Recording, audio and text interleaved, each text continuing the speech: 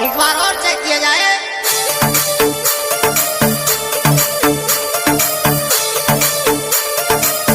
आइए मेरे दोस्तों, गजेंद्र ग्रेट चुप्पी, सिंगर भाई गजेंद्र गुजर मेहमदपुरा, राइट मेरे डिग्री भाई विश्वेंद्र महावीर राजेंद्र ब्रापरा, रिकॉर्डिंग श्रीदेवी स्टूडियो बांदी कोई, जैसे पिंटू भैया हरीश भैया कहते हैं।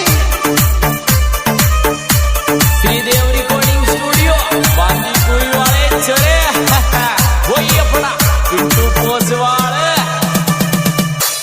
मेरे दर्द पेट में बढ़ गो, होले धीरे जहर से चढ़ गो, मेरे दर्द पेट में बढ़ गो, होले धीरे जहर से चढ़ गो, तू खाई गयो रात का तैयारी, मैयारी मैयारी मैयारी मैयारी मैयारी मैयारी मैयारी मैयारी।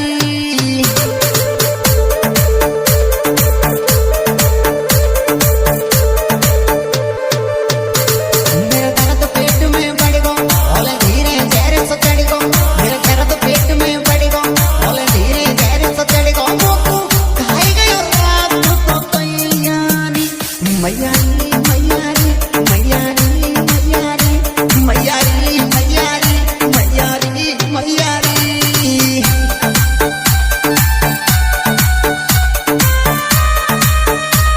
आहा आहा मेरे भाई विजेंद्र गुजर बहरीपुरा, कैसे हैं इसके जानू अतर भाई मुर्गी लाला ठाकुर आलमपुर।